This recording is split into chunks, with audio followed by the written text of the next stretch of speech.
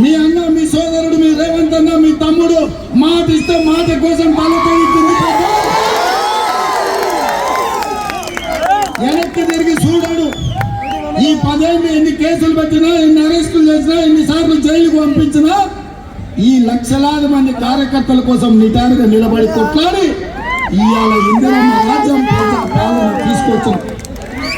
అందుకే ఈ అంబేద్కర్ చౌరస్తాలో ఇవాళ రైతు రుణమాఫీ గురించి మాట్లాడుతున్నారు. నేను హరీష్ రావు అన్నాడు, నేను మొన్న ఎన్నికల ప్రచారంలో తెలంగాణ రైతాంగానికి మాట ఇచ్చిన 15 ఆగస్టు లోపల 2 లక్షల రైతు రుణమాఫీ చేస్తా అని. హరీష్ రావు అన్నాడు, నువ్వు చెయ్యలేవు, నువ్వు చేస్తే నేను రాజీనామా చేస్తా, మళ్ళీ ఎన్నికల్లో పోటీ చేయని సిద్ధిపేటలా అని.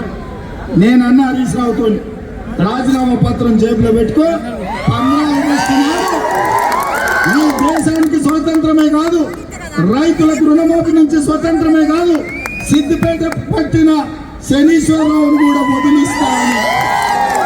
అందుకే ఇవాళ ఆర్మూరు ప్రజలకు, ఆర్మూరు రైతాంగానికి, నిజామాబాద్ రైతాంగానికి నేను మాట ఇస్తున్నా. ఆర్మూరు సుద్దుల గుట్టే సాక్షిగా 15 ఆగస్టు లోపల 2 లక్షల రూపాయల రుణమాఫీ చేసి తీరుతా. కాస్కో శనీశ్వరరావు, శాశ్వతంగా నీ పీడ సిద్దిపేటకు విరగడి అవుతుంది అని చెప్పి నేను ఈ వేదిక మీద నుంచి చెప్పదలుచుకున్నా. Thanks for watching. Like, share and subscribe.